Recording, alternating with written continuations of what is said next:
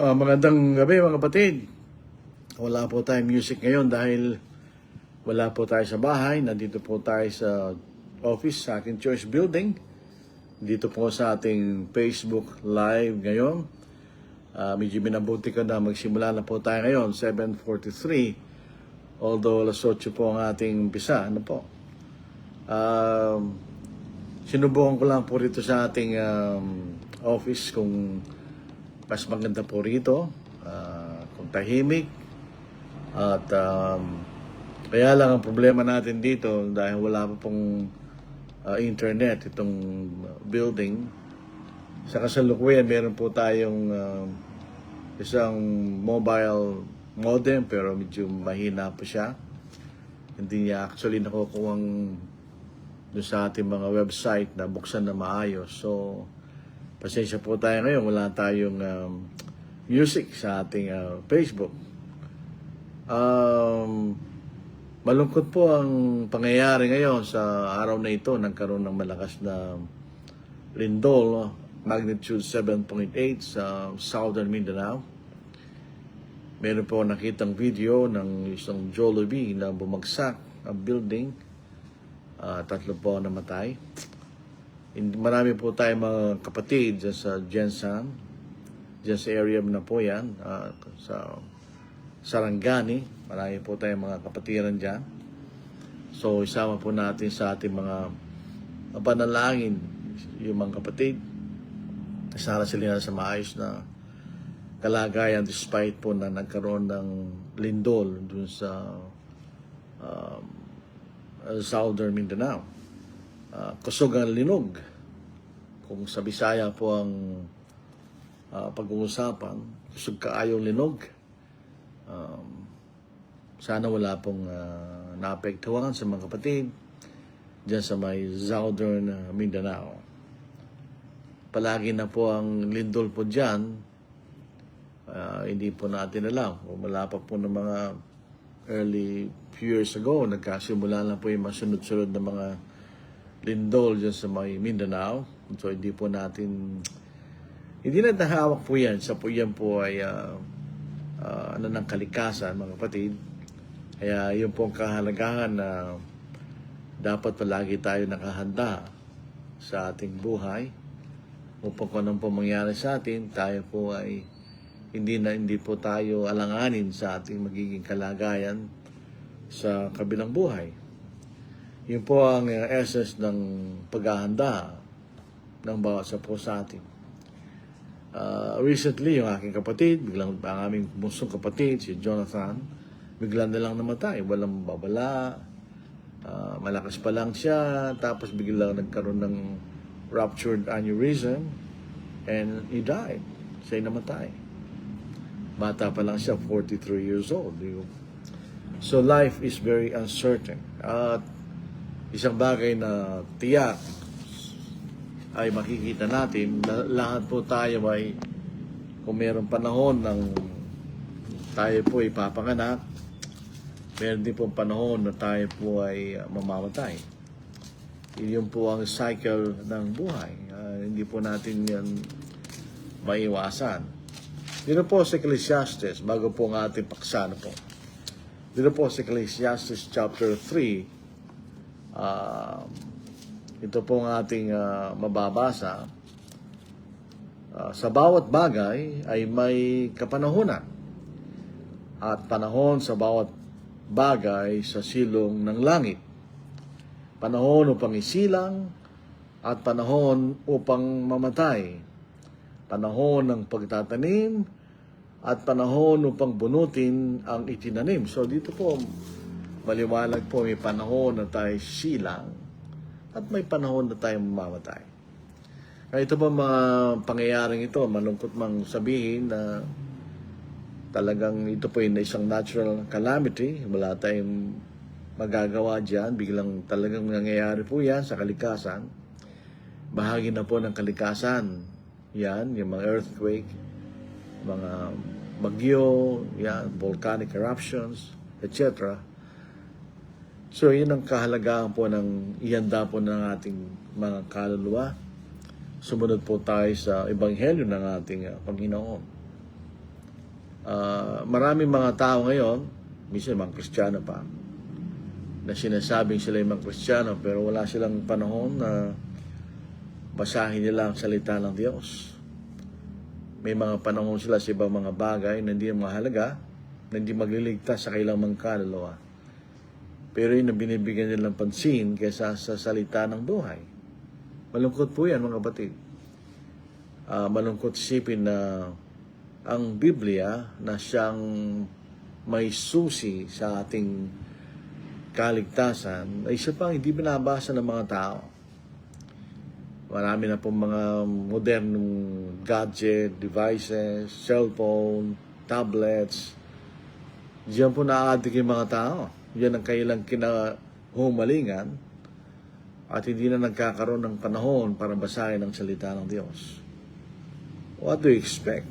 Tayo ba ililigtas ng Diyos kung hindi man natin pinapansin ang kanyang salita? Nandoon ang kanyang kalooban, di ba? Sipin po natin yun. Huwag natin baliktaran ng kahalagahan ng mga bagay. Minsan binabaliktad natin. Yung hindi mahalaga, binibigyan natin ng pansin. Pero yung mahalaga, binabali walang halaga natin. Yun po ay sasagutin natin sa Panginoon pagdating niya sa araw po ng paghuhukom. Hindi man sa panahon natin ngayon, pero sa darating na panahon, sa panahon ng paghuhukom. Kailangan nating isipin, pagdating ng pag tayo nakahanda na siya ay harapin. Otherwise, tayo po ay mapaparusahan. So, sa likod ko po ang mga libro. Dito po sa side, mga libro yan. Dito po sa loob ng office. Ito po ay, pwede kang tumira dito eh. Magandang tirahan to. Unfortunately, wala po siyang CR. Main building ang may comfort rooms. Ito wala. Palagay ko magandang idea na ito yung paglagyan ng CR. Kahit na ano lang, para sa kahit walang paliguan. Kasi kung nandito ka at kailangan mong tugunan ng call of nature, pupunta ka sa main building. So maganda sana kung magkaroon dito sariling ganito comfort room, para hindi ka nalalabas. Dito ka lang sa loob. Kung pupunta kayo rito, maganda itong lugar na ito. Mas maganda pa nga sa bahay namin kung tutungusin ang lugar na ito. So, maayong gabi sa inyong tanan, mga igsoon. Sa ating mga kaigsuonan, malungkot po na sa Southern Mindanao, maraming daghang mga kaigsuonan apektado ng kusog, linog, earthquake. Kusog kaayo. Masyado malakas yung earthquake, magnitude 7.8. Sa ating pong mga kabugtuan kang Kristo, maupay nga gabi sa ating mga sa kapatid sa dyan sa may Bicol region, mga katugangan kang Kristo. Diyos marahin na banggi sa Indugabos. Akit po tayo sa may sa taas, sa ating mga kakabsat, maayong gabi, hindi pala, naimbang garabi, kadagay amin, kakabsat, punta tayo sa gitna, sa Pangasinan, masanto siya labi, at sa kayo namin, at doon po sa amin, maya pa bengi, kekongan. Yun po ang mga pagbati ko na, yun pa lang ang nalalaman ko mga kapatid na pagbati, kung kayo po ay Castilla, Buenas noches, Damas y Caballeros, kung kayo po'y Chabacano, kung Kapampangan naman, may pabengi, kekongan. So, ang ating paksa po ay tungkol po sa kasalanan. Kailan nagsisimula ang pagkakasala? Where do sins start? Yun ang ating gustong bigyan pansin sa gabing ito. Kailan nagsisimula ang pagkakasala? Pag nagkasala tayo at ginawa natin yung kasalanan, saan nagsisimula yan? Hindi naman basta-basta kayo magkakasala ng ganun-ganun lang. May prosesong pagkakasala. Yung makikita natin sa banal na kasulatan, doon sa Old Testament, sapagkat ito isang physical na kaharian. The kingdom of Israel was a physical kingdom. Ang kang magiging definition ng kasalanan ay kung ginawa mo na siya. When you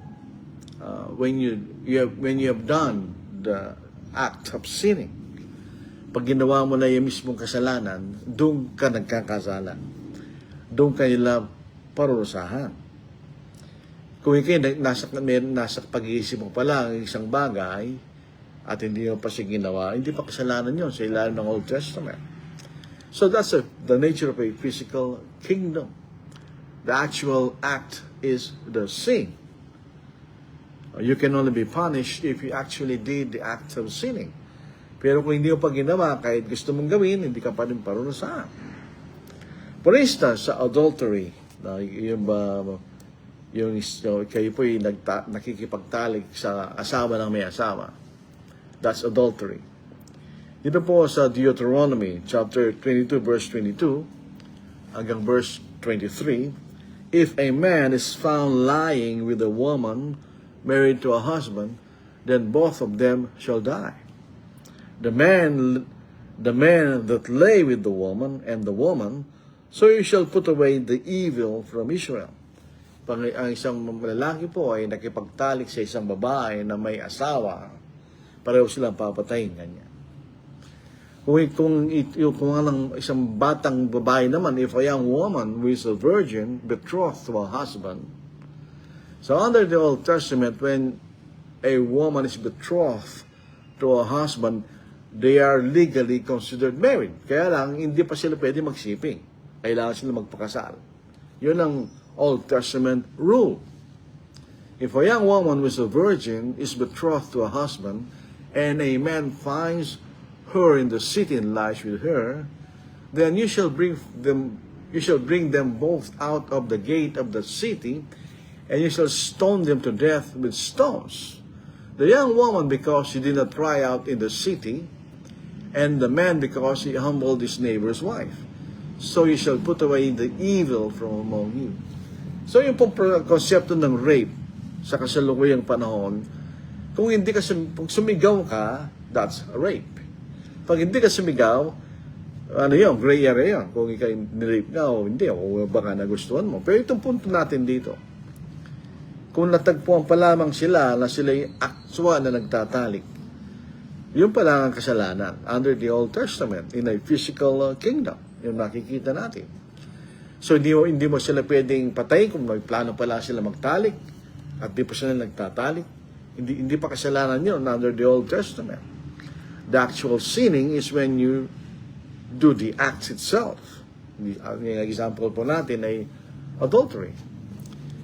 Kung ikaw naman po ay pumatay, ikaw ay nagkasala, kung ikaw'y pumatay. Ngayon, kung may plano ka palang pumatay, ala ka pang kasalanan under the Old Testament. Ngayon, pag pumatay ka na, yun ang may kasalanan ka na. Premeditated yun. Meron ka ng planong patayin ng iyong kapwa. Dito po sa Exodus chapter 21 verse 12 hanggang verse 14, he who strikes a man so that he dies shall surely be put to death. Pag sinaktan mo ang isang lalaki at siya namatay, ikaw ay papatayin. However, if he did not lie in wait, hindi niya ito pinlano, but God delivered him into his hand, then I will appoint for you a place where you may flee. Ito po yung tinatawag na cities of refuge. Ito yung hindi mo sinasadyang pagpatay. So hindi ka na pinapapatay, hindi kayo tatakas doon sa tinatawag na cities of refuge.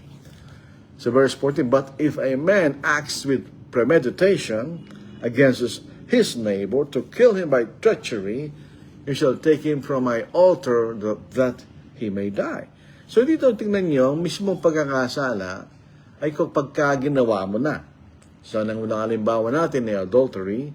Sa pangalawang halimbawa natin ay murder. So, unless they did the act, they would not be punished.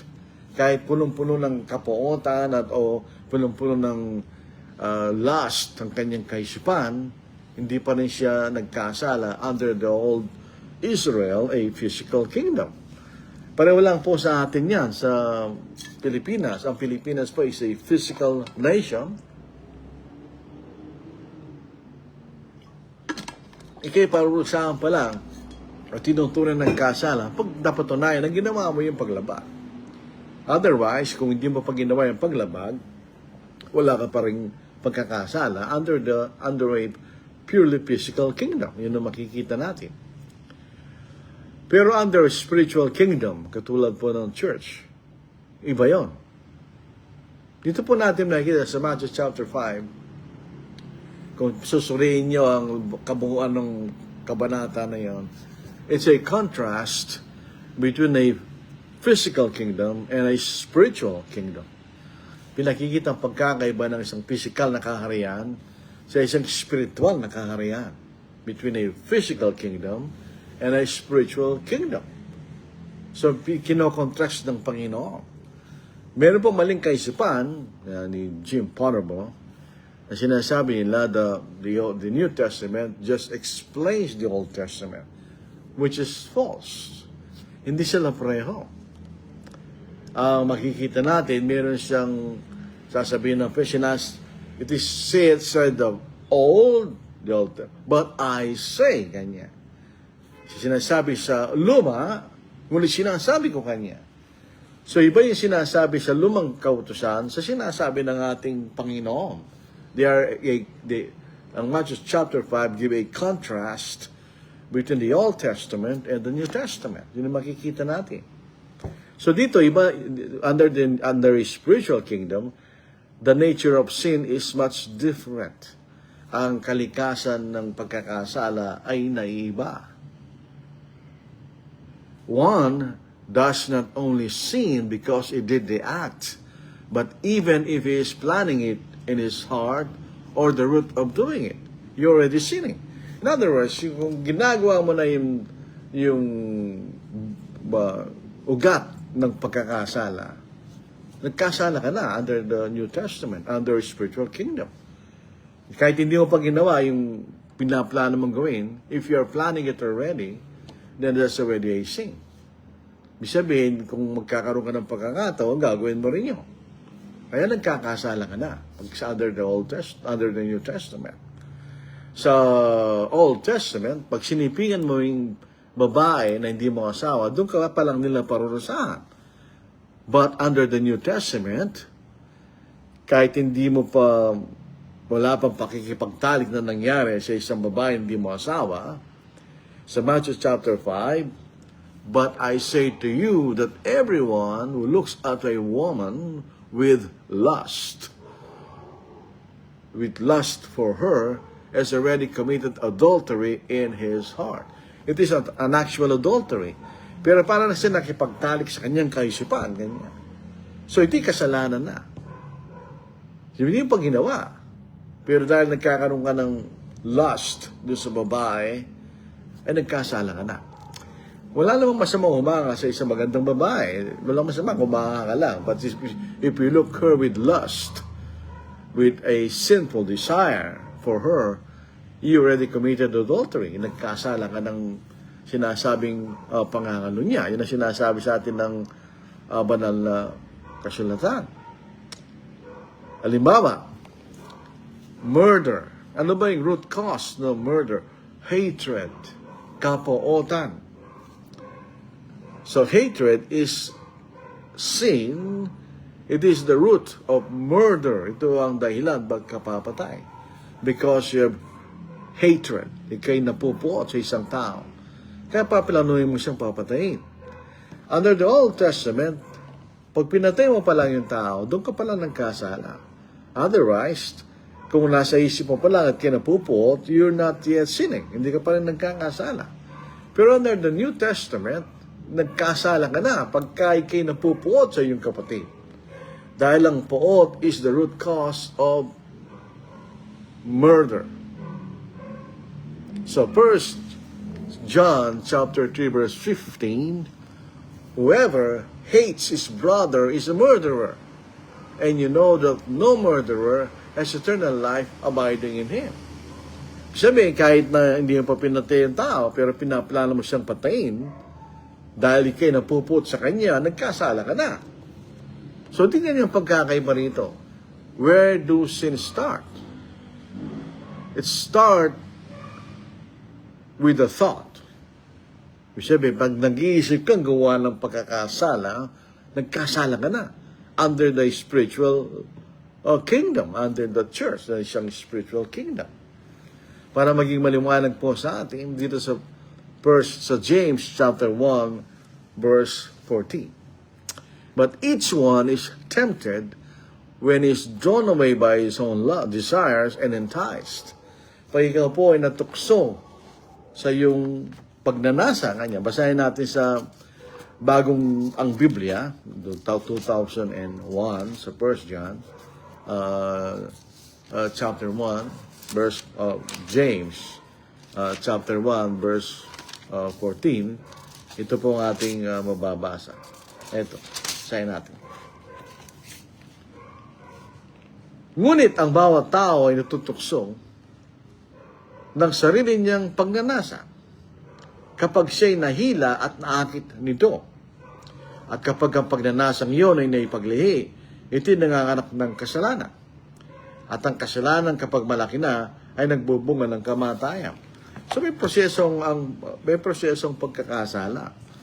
It starts with the mind, with the desires, sinful desires. Pag nagkaroon tayo ng sinful desires sa ating kaisipan, nagkasala ka na actually. Dahil ang susunod nung gagawin mo na yun. Given the opportunity, you will do it. Gagawin mo na yun. Kaya makikita natin, pag ginawa mo na yun, nagkasala ka. Pag nagpatuloy ka dun sa pagkakasalang yun, ikay maihiwalay sa Diyos. Kapag nagkasala ay malaki na pinagpapatuloy mo yung kasalanan, then ikaw ay nagkasala sa Diyos. At ito'y magbubunga ng pagkakasala. So yun po makikita nating the start of sin. Hindi yung ginawa mo na. Yes, that's of course that's sin, this transgression of the law. Pero yung pinanggagalingan ng transgression is already considered a sin. Pag nagnanasa ka sa isang babae sa iyong puso, that's already a sin. You already committed adultery in your heart. So yun hindi siya actually adultery. Yan lang may mga kapatid sa United States that because they have divorce. Ginagawa nilang basis yun. Napatunayan nila na nagkakaroon ng desire ang isang lalaki sa ibang babae pag wala pa siyang ginawa. They consider that as adultery and they file for divorce. Mali po yun. Iba yung actual adultery at saka yung probable adultery. Pag ikaw po ay nagnanasa sa iyong puso, that's a probable adultery. Given the opportunity, you will do it. Dahil doon na sa iyong puso, yung pagnanasa. So ito pong pinagsisimulaan ng pagkakasala. Dito po sa gabing ito, mayroon pa tayo iba-ibang mga bagay na ating papaksain na may kaunahan dito. Higit sa lahat, lalo po sa modern forms of infidelity. Hindi lang po yung actual act of adultery ang kasalanan, pero yung mga root cause o pinanggagalingan o maaaring panggalingan ng bagay na yun, kasalanan din po yun. Under the Old Testament, si David at Bathsheba. Alam niyo, if you remember, Israel requested for a physical king. And one of the duty of a physical king is he will go before the nation in war. So siya mangunguna sa bayan sa digmaan. At this time, this David ay nasa palasyo instead of leading his army in the war. Meron silang digmaan. Pero nasa palasyo siya. He's not doing anything. He's not doing the responsibility that he should be doing. Alam po niyo, ang kasalanan ng anak pag wala tayong ginagawa. Idleness is a root cause of sin. Pag wala kang ginagawa. Pero if you are busy, wala ka nang maiwasan mo yun kasi mayroon kang ginagawa. Si David wala siyang ginagawa.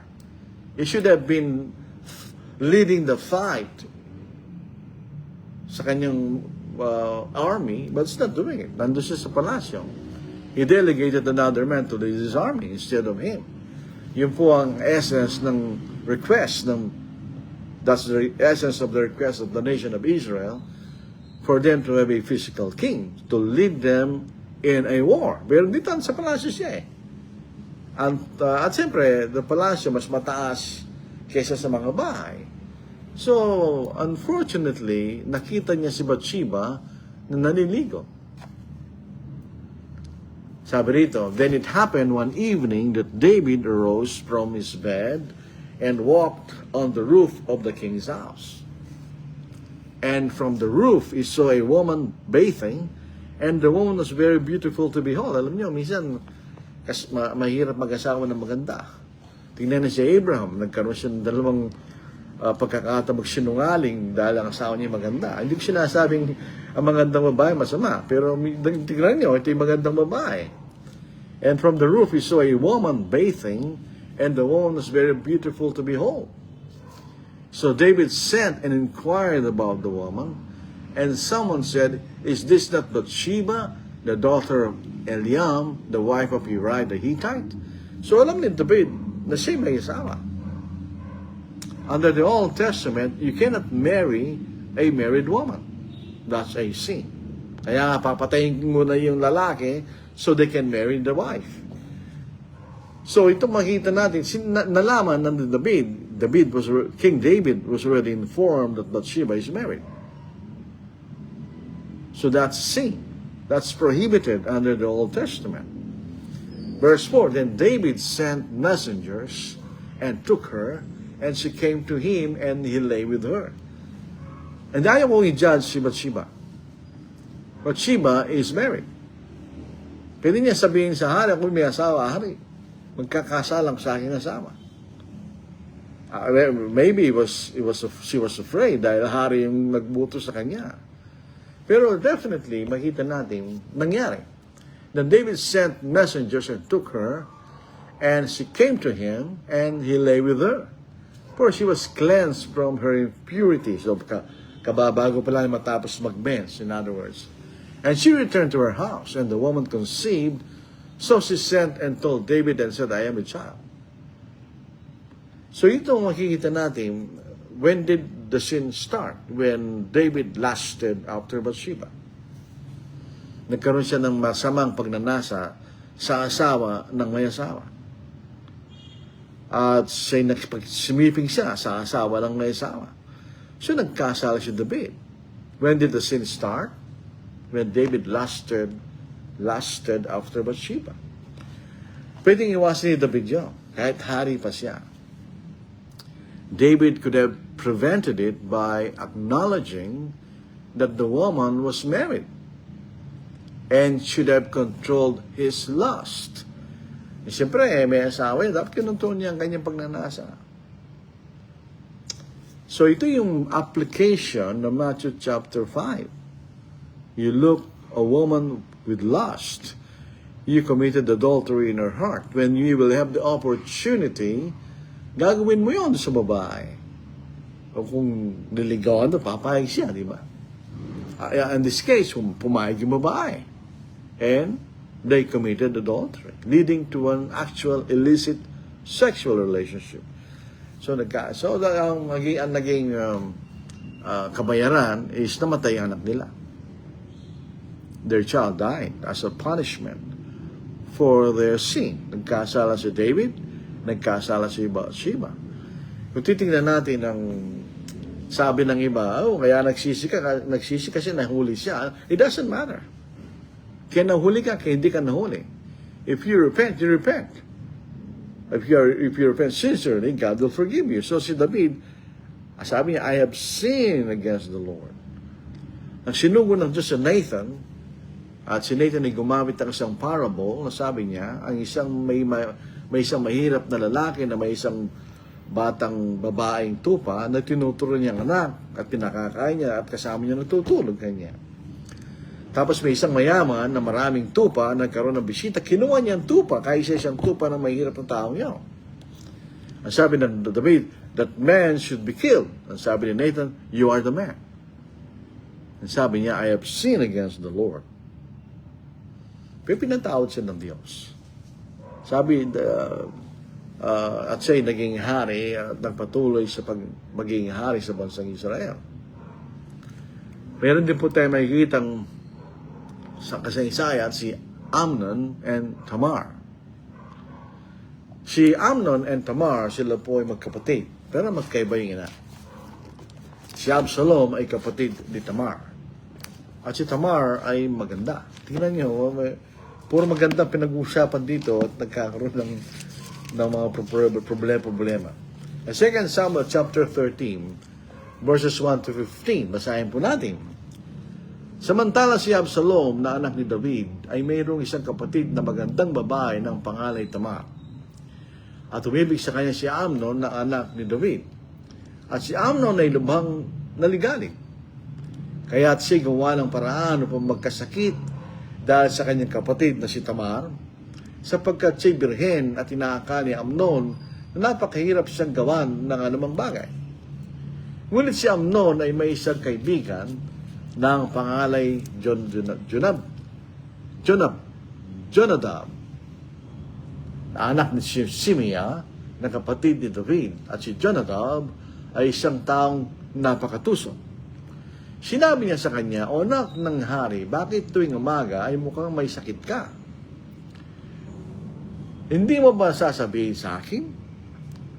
At sinabi ni Amnon sa kanya, "Umiibig ako kay Tamar na kapatid ng kapatid kong si Absalom." At sinabi ni Jonadab sa kanya, "Mahiga ka sa iyong higaan at magsakit-sakitan ka. Kapag dumating ang iyong ama upang tingnan ka, sabihin mo sa kanya, papuntay mo rito ay kapatid ni si Tamar at bigyan ako ng tinapay na makakain at maganda ng pagkain sa aking harapan na aking nakikita at kainin yon mula sa kanyang kamay." Kaya't nahiga si Amnon at nagsakit-sakitan.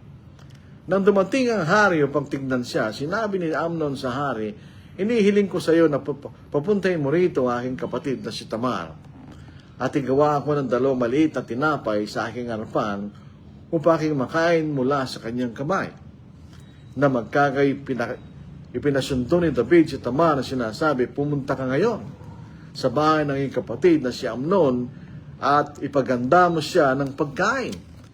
Kaya pumunta si Tamar sa bahay ng kanyang kapatid na si Amnon, na doon ay nakahiga siya.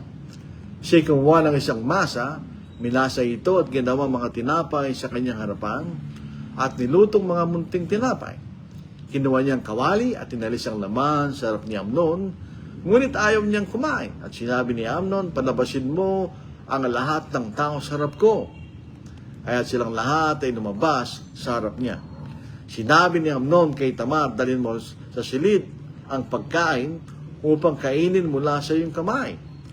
At kinuha ni Tamar ang mga tinapay na kanyang ginawa at dinila sa silid ni Amnon na kanyang kapatid. Ngunit tangilapit niyang upang kainin, kanyang hinawakan siya at sinabi niya sa kanya, "Halika, sumiping ka sa akin, kapatid ko." Sumagot siya, "Wag kapatid ko, wag mo akong pipilitin, sapagkat ang ganyang bagay ay hindi ginagawa sa Israel. Huwag kang gumawa ng ganitong kalokohan." So, hindi ko alam kung pwedeng magkasaway magkapatid. Ang sinasabi lang ni Tamar, "Huwag mo akong pipilitin," nga niya. Ito po ang nature talaga ng pagmamahal. Hindi mo siya pwedeng pilitin. Kung ang isang tao hindi ka minamahal, wala kang magagawa. Kahit ipagbili mo pa yung kaluluwa mo, pagbili mo lahat ng iyong kayamanan, hindi mo mapapamahal yung taong yun dahil hindi kanya mahal. Hindi napipilit ang pagmamahal. Hindi napipilit ang atensyon ng isang tao. Kaya sabi nito ni Tamar, "Huwag mo akong pilitin, kapatid ko," niya. Sabi niya, sapagkat yun ay masama. Sa verse 12, sumagot siya, "Huwag kapatid ko, huwag mo akong pilitin, sapagkat ang ganyang bagay hindi gumagawa sa Israel. Huwag kang gumawa ng ganitong kalokohan." Yung pagpipilit ng kalokohan, tandaan natin. "At tungkol sa akin, saan ko dadalhin ang aking hiya? At tungkol sa iyo, ikaw ay magiging gaya ng isa sa mga hangal sa Israel. Ngayon nga, inihiling ko sa iyo, makipag-usap pa sa hari, sapagkat hindi niya ako ipagkakait sa iyo." Hindi kasalanan. Hindi ba?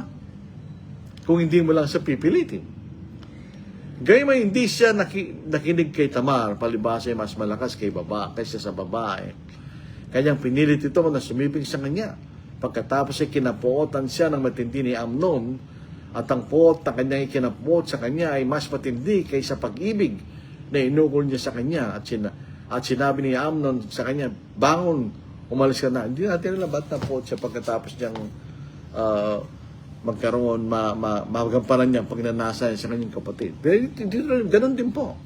Yung pagkakasala ni Amnon kay Tamar ay galing sa kanyang pagnanasa, masamang pagnanasa kay Tamar. So dito natin nakikita, a sin cannot be conceived without a sinful desire. Sinful desire, when fulfilled, is sin. So sabihin, pag ginawa mo yung masamang pita, then you're sin. Nagkasala ka. And when you continue sinning, you are separated from God. Yun ang James chapter 1, verse 14 to verse 15. Paano yung murder? Si Abel and Cain. Cain killed Abel. Bakit? Napuot siya, nainggit siya kay Abel. So siya'y napuot, siya'y nainggit, at siya'y napuot. He envied and hated Abel. So Cain killed Abel. Pinatay ni Cain si Abel. Dahil napuot siya, dahil siya po ay nainggit. At yun ang nagdulot ng pagkakasala. Pinatay niya ang kanyang kapatid, mga kapatid. Pinatay niya ang kanyang kapatid na si Abel. Basahin na sa Genesis chapter 4. Yun po sa 8 to 16. Genesis chapter. Magkapatid po ito. Mas matanda si Cain, o si Cain is the eldest, at si Abel is the younger one. Siya mas mabata. Mas bata siya. He was the younger one. Cain was the eldest. Abel was the younger one. Yung makikita natin. So, actually, basahin na po natin ito. Mag-comment po kayo kung maganda yung ano natin, ha? Dahil ito pa sa cellphone ko po yung ginagamit ko. Malinaw po ba yung reception dahil sa cellphone, paano yung sound, kung ito'y maganda o hindi. Dito po sa Genesis chapter 4, dito po sa 8 to 16, sinabi na Cain ng kanyang kapatid na si Abel, at nangyari na sila nasa parang, tumindig si Cain laban kay Abel na kanyang kapatid, at ito'y kanyang pinatay. At sinabi ng Panginoon kay Cain, nasaan si Abel na iyong kapatid? At sinabi niya, iwan ko, ako ba'y tagapagbantay ng aking kapatid? Sinabi niya, ano ang ginawa mo? Ang tiling ng dugo ng iyong kapatid ay dumadaing sa akin mula sa lupa. Ngayon sinumpa ka mula sa lupa. Ibinuka ng lupa ang bibig nito upang tanggapin ang dugo ng iyong kapatid mula sa iyong kamay. Kaya't binungkal mo ang lupa, ito ay hindi na muling magbibigay sa iyo ng kanyang lakas. Ikaw ay magiging palaboy pag-gala-gala sa lupa. At sinabi ni Cain sa Panginoon, ang parusa sa akin ay higit kaysa makakaya ko. Ako'y itataboy mula sa ibabaw ng lupa at ako'y maikukubli sa iyong mukha. Ako'y magiging palaboy at pag-gala-gala. At anumang makakita sa akin ay papatayin ako. Bisan ni, bakit nangyari yan? Pagkat nainggit siya, he envied Abel and he hated Abel. So Genesis chapter 4 verse 4 hanggang verse 7, nagdala rin si Abel ng mga panganay ng kanyang kawan, ang taba ng mga iyon, at pinahalagaan ng Panginoon si Abel at ang kanyang handog. Subalit hindi niya pinahalagaan si Cain at ang kanyang handog. Galit na galit si Cain at nangingitit ang kanyang mukha. Sinabi ng Panginoon kay Cain, bakit ka naggalit? Bakit nagngingit-ngit ang iyong mukha? Kung ikaw ay gawa ng mabuti, hindi ka ba tatanggapin? At kung hindi ka gawa ng mabuti, ang kasalanan ay nag-aabang sa pintuan, ikaw ang inaayos nito, subalit kailangan madaig mo ito ngayon. So what's the cause why Cain killed Abel? It's pure and simple envy and hatred. Nagalit siya, so pinatay niya ang kanyang kapatid. So yung proseso, ang pinanggagalingan ng pagkakasala is a simple desire.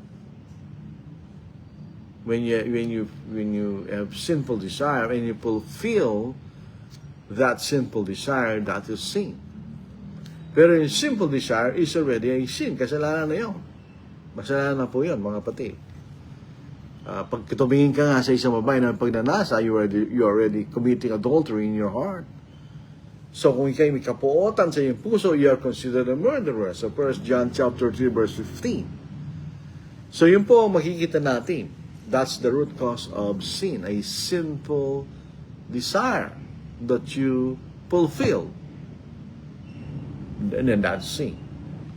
So yun po ang makikita natin sa larangan po ng pagkakasala. Kaya iwasan po natin pag mayroon tayong simple desire sa ating mga sarili, huwag tayo magkasala. Sa panahon po natin ngayon, especially pag pinag-uusapan natin ay infidelity o pagtataksil, hindi lang actual na pagtatalik ang kasalanan. Minsan, yung ibang mga tao, akala nila, pag basta hindi kayo nagtalik, kahit meron kayong relasyon, hindi kayo nagkasala, that's false. Kahit hindi umantong sa pagtatalik ang relasyon na yon, it is still a sin. Dahil merong root cause yung kasalanan yon. Dito po sa ating modernong panahon, meron tayong digital technology, may mga cellphone, computer, etc. May tinatawag na micro-cheating. Ang micro-cheating refers to a series of subtle, hindi halata, covert behaviors na tatagong mga ginagawa that don't amount to physical infidelity. Hindi nagdudulot sa actual na kataksilan o physical infidelity, but it crosses relationship boundaries. Bakit? Nagkakaroon ng ibang loyalty kaysa sa yung asawa. You're showing emotional and physical investment in someone else. Sabi, paano ginagawa yan? Ang micro-cheating usually involves actions that suggest you are single, available, or seeking intimate validation from someone outside your relationship. Especially sa mga babae, naghahanap ka ng ikaw ay aangahan ng ibang lalaki kaysa sa iyong asawa. Yun ay micro-cheating. Ano itong form na micro-cheating? Secretive messaging. Lalo po sa mga yan, mapanahon natin ngayon. May sekretong message, hiding text, disappearing text or chats, deleting message threads, or saving a contact under a fake name to avoid your partner's question. So ito mayroong komunikasyon ito. Nag-express ng mga bagay na romantic doon sa taong hindi mo asawa, although hindi mo siya nakikita o hindi kayo nagkikita. But you exchanged. Meron exchanged sa pagitan mo at ng taong yun. That is micro-cheating. Kaya micro, maliit. It doesn't necessarily magdudulot ng physical infidelity, pero pwede pumunta ron. Pagka talaga naging matindi na yung relationship nyo, kahit hindi pa kayo nagkikita, that may result. Yun po yung tinatawag na micro-cheating. Meron tinatawag na emotional affairs. Ano itong emotional affairs? Ito pwede kayo makita. Developing a deep, romantic, or highly intimate connection with someone outside the marriage. So, kung ikaw ay lalaki, meron kang kaibigang babae na kayo close. Nagkakaroon na kayong malalim, kumisa romantic or intimate connection. Although walang physical act.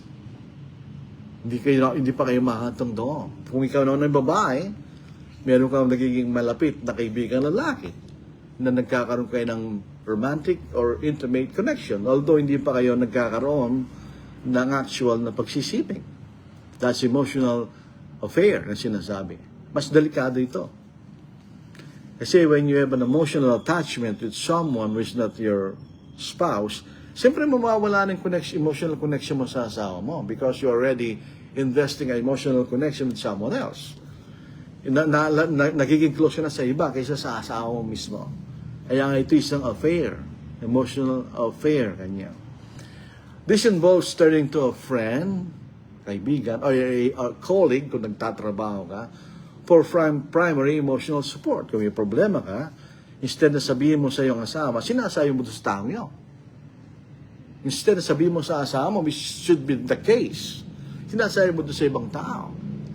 O kung ikaw ay merong problema sa asawa mo, sasabihin mo sa taong yun. So meron kayong ihingahan ngayon. Itong tao ito, nag-ihingahan mo ng problema mo.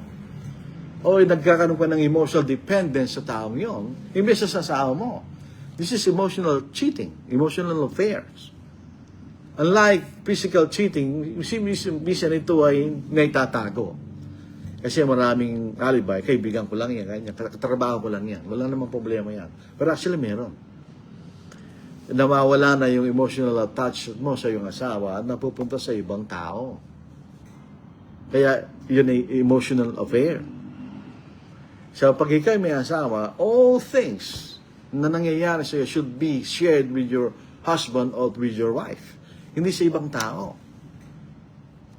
Kaya nga po kung minsan yung mga kaibigan, buwisit sa buhay yan. Minsan nagiging dahilan yan para yung mga mag-asawa magkakaroon silang problema dahil sa ganung bagay. Nagkakaroon ng tinatawag na emotional affair. Paano mo malalaman yan? Merong yung characteristic, ito yung tinatawag first call shift. Yung ibang tao na hindi mo asawa, yan ang unang-una mong binabalitaan kung merong mabuting balita o mabuting nangyayari sa iyo kaysa sa asawa mo. Siya unang tinatawagan mo pag nagkakaroon ka ng problema kaysa sa iyong asawa. Yan tinatawag na first call shift. O kaya, meron secrecy and defensiveness. Yung involved na spouse na merong emotional affair, tinatago niya yung text, minimize yung communication, di siya ganun tumatawag, nahalata, o nagiging defensive pag nagtatanong yung asawa niya tungkol sa taong yun.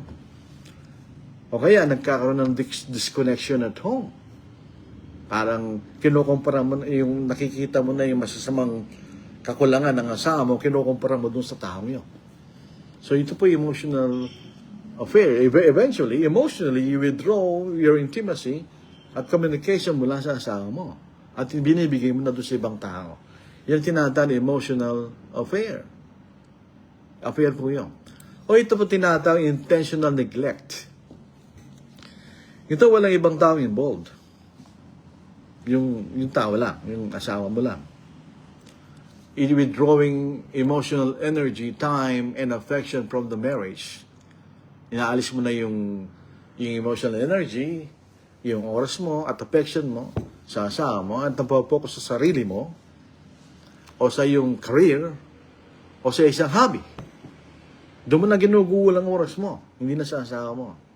Ala ka ng panahon para sa asawa mo. Ito'y tinatawag na intentional neglect. Ito'y tinatawag na time cheating. This form of betrayal makes the spouse feel like an afterthought or a mere roommate rather than a priority. Parang wala nang kwenteng asawa mo. Mas mahalaga na yung sarili mo, o yung career mo, o yung hobby mo. Wala nang panahon sa asawa mo. Yun ay tinatawag lang time cheating. Dinadaya mo ang asawa mo dahil wala ka ng panahon para sa kanya. So ito yung mga sinasabi natin, ingatan po natin kasi maging root cause yan for actual infidelity. Yun po malungkot doon. Mayroong root cause yan palagi para bago makarating ka doon sa pagkakasala. Ito mga binabanggit po natin, these are not physical acts of marital infidelity. Wala namang sexual relationship. Pero pwede siya makarating doon kung di ka nag-iingat. When you are very emotionally attached sa isang tao, madali na yun. Susunod na yung sexual relationship. So yung mga yan, hindi nangyayari yan biglang ganun na lang, biglang meron it's a process. Kaya kailangan nating mag-ingat po tayo. Mga bandang uli, magsisip po tayo. Dahil di natin iningatan ang ating sarili sa ganung mga bagay. We did not watch our hearts or our minds to prevent such a thing, yung makita natin. So ito po ang bigyan po natin ng pansin. A sin does not occur automatically. Hindi nangyayari na basta-basta. There's a process. There's a process para makarating do sa actual na pagkakasala. Actually, makikita natin. So you have to watch your heart. Sabi nga po ng isang talata, sabi niya, you watch your heart because out of the heart flows all the issues of life. Yun ang gagaling ang lahat ng issue ng ating buhay mula sa ating puso, mula sa ating kaisipan. Hindi natin pinasabi, walang kwenta yan. Hindi naman masama yan. Hindi natin masasabi yun. Sa Proverbs chapter 14 verse 12, ito ang pagkakamali natin bilang mga tao. We are mere men. We are not perfect. We do not have perfect analysis, perfect thoughts, or perfect planning. Hindi. Minsan mali. Minsan kulang. Minsan hindi tama. Proverbs 14 verse 12, tsaka sa Proverbs 16 verse 25, mayroong daan na tila matwid sa isang tao, ngunit ang mga daang tungo sa kamatayan ng dulo nito kanya. So, pag-ingat po tayo. We have to watch. We have to be very careful. Because Satan will use every opportunity para magkasala tayo. He will use every avenues para magkasala tayo. Even innocent at first. But Satan will use that pag hindi tayo nag-ingat. Alam naman po ninyo na minsan nagsisimula naman yan sa ang pagkakasala, nagsisimula naman sa mga inosenteng hindi man wala naman tayo iniisip. But sometimes it boils down to sinning dahil magkakasala. Bagamat at the beginning, wala naman tayong intensyon na magkasala, but eventually we'll sin dahil di tayo nag-iingat sa ating mga iniisip at mga pinaplanong gawin o mga ginagawa natin, kailangan nating mag-ingat. We have to be very careful. Dahil si Satanas is cunning. He's very cunning. He will take every opportunity so that we'll be drawn away from God. Alisin tayo sa Diyos. Basahin po natin sa 1 Peter chapter 5. This is the characteristic of Satan. He is a very opportunistic being.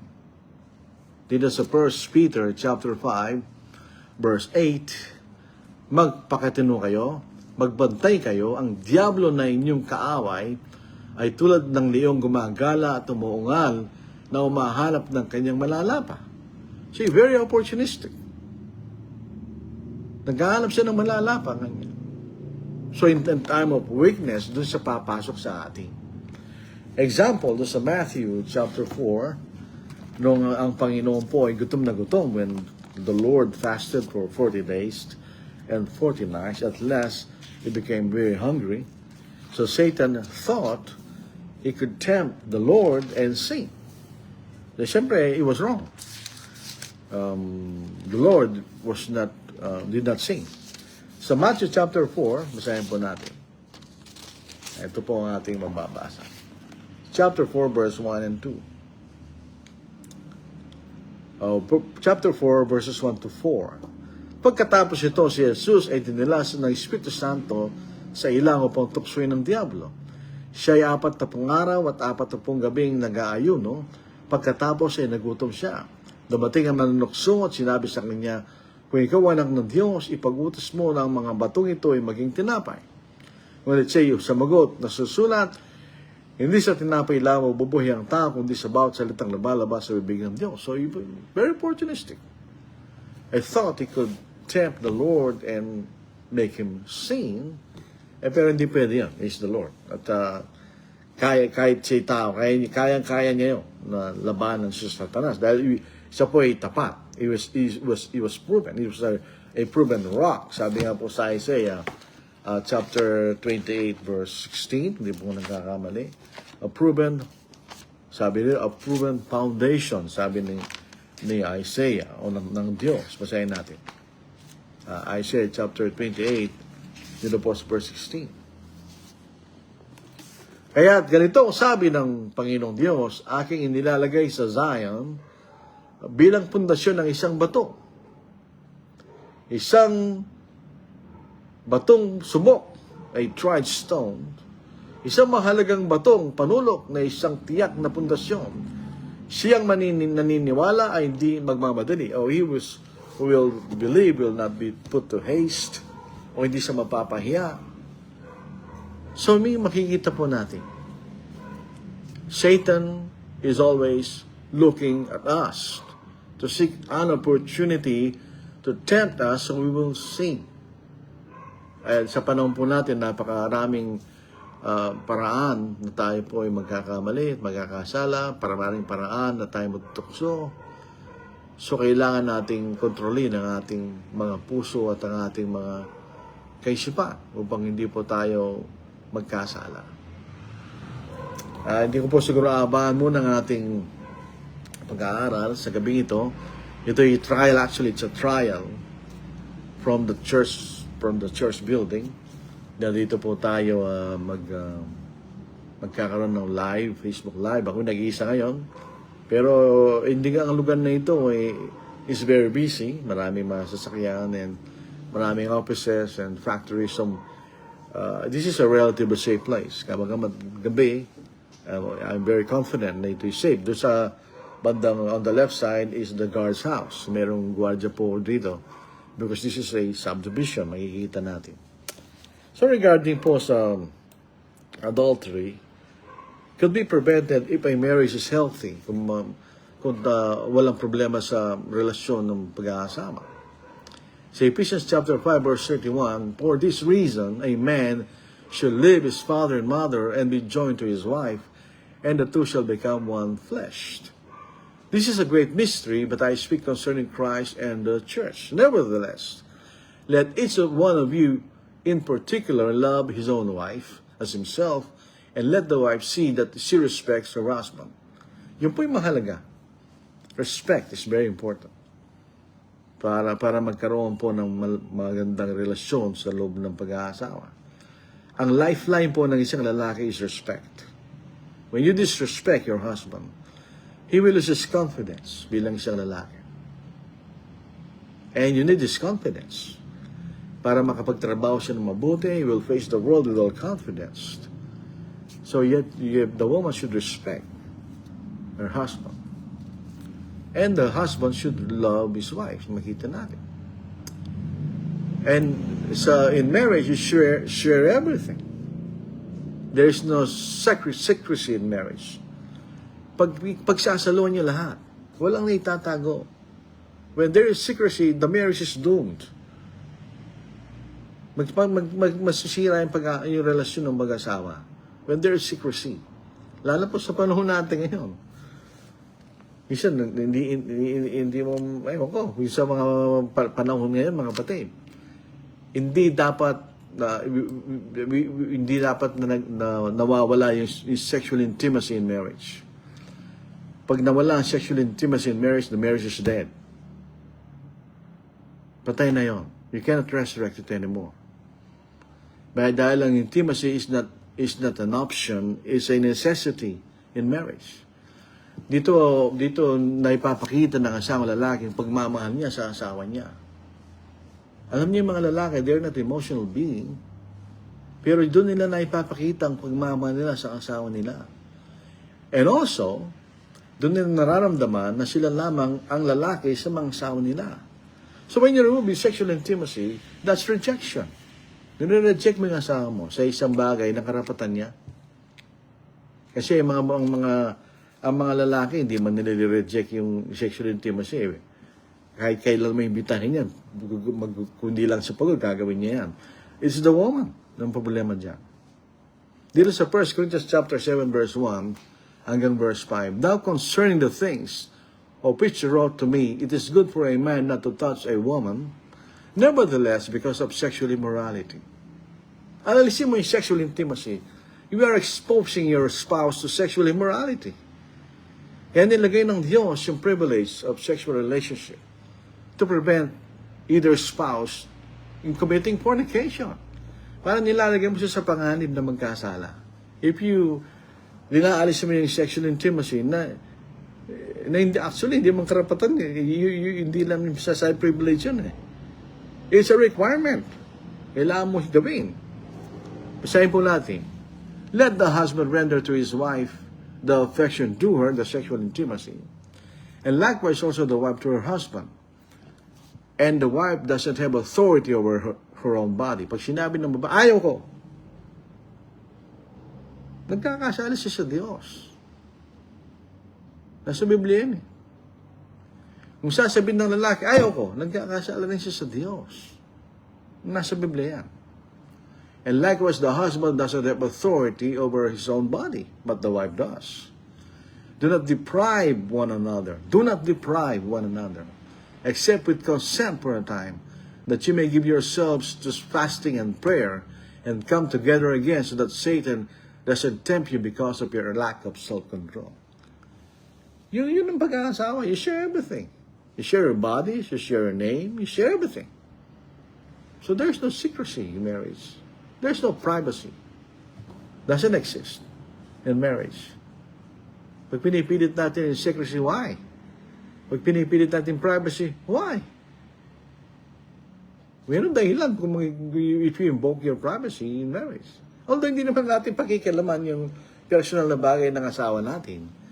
Pero kung i-invoke niya yung privacy, walang privacy sa marriage. There's no such thing. Legally speaking, under the Philippine law, there is no such thing as a man, a husband and a wife cannot provoke the right for privacy. Kung meron silang gustong itago sa asawa nila, that doesn't exist. Walang batas na gano'n. So yun po makikita natin. Every sin there is a root cause. Merong dahilan at magkakasala. So we should prevent the root cause. Para hindi po tayo mapunta sa ganung kalagayan na later ang pagsisisihan po natin dahil nagkasala tayo sa Diyos. Hindi po tayo perfect. Kahit ang yung lingkod, hindi perfect. Nagkakasala ako, nagkakamali. From time to time, dahil tayo mga tao lamang. But we need to be very careful, mga kapatid. Para hindi tayo mapunta sa isang kalagayan na hindi na tayo makalis mula sa ating kasalanan. Yun po sa sa Hebrews, chapter 6. Pag tayo po ay iniwan na po natin ng katotohanan at tayo po ay bumaling sa pagkakasala, imposible na tayo magsisi unless tayo po ay magbago ng ating kaisipan. Sa Hebrews chapter 6, basahin natin. Dito po sa verse 4 hanggang verse 6. Sapagkat hindi mangyayari ng mga dating naliwanagan na at nakalasap ng kaloob ng kalangitan at mga naging kabahagi ng Espiritu Santo at nakalasap ng kabutihan ng salita ng Diyos at ang mga kapangyarihan ng panahong darating. At pagkatapos ay tumalikod ay muling papanumbalikin sa pagsisisi. Yamang sa kailang sarili ay muling nilang pinako sa krus ang anak ng Diyos at itinaas sa kahihiyan. So, when they turn around, pag tayo po ay tumalikod sa Diyos. Obviously, pag nagkasala tayo, tumatalikod tayo sa Diyos. Kung magpapatuloy po tayo sa kasalanan yun, hindi ka na magsisisi. Because you do not recognize and acknowledge that you are sinning. So yun po ang daling danger dyan. There will be a point of no return. Hindi ka na pwedeng bumalik. Dahil masyado ka nang malayo mula sa biyaya ng Diyos. Unless otherwise, you change your mind. Katulad ng prodigal son. When you acknowledge a sin, you return to his father at pinatawad siya ng kanyang ama. Which, by the way, ay ang kapatawaran ng Diyos ang pinag-uusapan doon sa parable of the prodigal son. So thank you very much for your listening. Ako nagugustuhan ko rito mag-live, matahimik, maganda yung echo, maganda yung sound. Sa aking opinion po. So I'll do something about na magkakaroon tayo magandang internet connection dito po sa lugar na ito para makumpleto po natin ng may music na kanta na dati nating ginagawa. So dahil wala naman po tayo music, wala po tayo magkanta, babasahin ko lang po yung bumati, kakunti lang po. Remy Ocampo is Rafael Ortiz. Si Remy Ocampo po is watching kanya. Jillian Lair, good evening. Rafael Ortiz watching. Dave Valdez, ito po yung aming pinagbibilan ng ulang pumins. Magandang gabi po. Yun lamang po ata mga kapatid. Wala na pong, si Nicholas Rowe. Good evening, Brother Lordy. Just managed to join in. Good evening, everyone. Thank you very much, Brother Nicholas. Jimmy Lacambra, magandang gabi po sa lahat. Oljan Ocampo, from Dubai or Abu Dhabi. Good evening po. Si Agustos 12 is commenting, malinaw po at okay po ang sound. Melanie Quinto Garcia, Brad Good, good evening po sa lahat ng mga kapatid. At Brad, okay po kayo. Magandang gabi po. There's a question from Brother Augusto 12. Magandang gabi po. Tungkol kay Cain at Abel, kambal po sila kagaya ni na Esau at Jacob, Perez at Zara, hindi sila kambal. At dito po sa, they are not twins. They were brethren, they were brothers, but they were not twins. Patunayan po natin. Dito po sa Genesis, chapter 4, verse 1, at nakilala ng lalaki and the man knew his wife, meaning their sexual relations or sexual relationship. At nakilala ng lalaki si Eva na kanyang asawa at siya naglihi at ipinanganak si Cain. At sinabi, nagkaanak ako ng lalaki sa tulong ng Panginoon. Verse 2, kasunod ito, ipinanganak niya ang kanyang kapatid na si Abel. At si Abel ay naging tagapaglaka ng mga tupat, si Cain ay magbubungkal sa lupa. So, magkasunod po sila. Hindi sila kambal. So anyway, kung kambal man sila o hindi, doesn't matter. It's not material to the story kung kambal sila o hindi. Wala na po ata. Maraming salamat po sa inyo lahat. Sana po ay patuloy po kayo makinig sa ating pag-aaral po sa salita ng Diyos. Wala po tayong intention dito kung di tayo mag-aaral. Tingnan po natin kung ano sinasabi ng banal na kasulatan. Magandang gabi po sa inyo lahat. Tayo po ay maghiwalay sa pamagitan ng maikling panalangin. Amang banal, kayo po ay nagagalak, natutuwa, at nagkaroon po ang pagkakataon na ganito sa isang bagong lugar na kung saan kami ay ginagawa itong pag-aaral. Nawa po kami inyong proteksyonan na aming mga puso at kaisipan. Bantayan, sana po mabantayan po namin ang puso at kaisipan na kami mag-ingat at para hindi po kami magkasala. At kung magkasala po kami, bigyan niyo kami ng kapakumbaba ng aming puso at kaisipan. Tanggapin namin ang pagkakasala. At kayo po ay magsisi o Diyos. Alam po namin ng Diyos na Panginoon na hindi ito ang lugar na kami mabubuhay magpakailanman. Kundi ang langit na inandang po niya sa amin ng Diyos.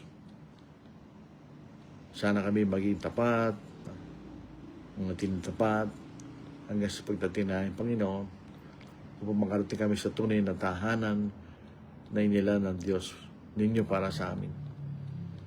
Iyon po ang aming inaasa mong Diyos. Naladalangin namin sana dumating ng Panginoon para hindi na po kami mahulog sa naman tukso at baka mailis pa sa amin ang pangako ng buhay na wala hanggan. Ama, pinapanalangin po namin ang mga kapatid at mga tao sa Southern Mindanao na nagkaroon po ng isang malakas na earthquake. Sana po ay kakaunti lamang namatay at nasaktan. At idinadalangin po namin yung mga kapatiran doon na sana sila po ay safe at hindi po sa namang paraan ay nasaktan. At Ama, sa aking pag-uwi, sa aking pansamantalang tahanan, patubayan po niyo ko Diyos sa daan upang makarating ako ng mapayapa at anumang namang panganib na susungin tamang pauwi po ako sa aming pansamantalang tahanan. At ang lahat ng mga ito aming inihi sa dakilang pangalan ng Kristo. Amen. Maraming salamat po. Dagang salamat sa inyong pagpaminaw. Maraming salamat kay kayong pamikaramdam. Thank you very much for listening. May God bless us all. Take care. God bless.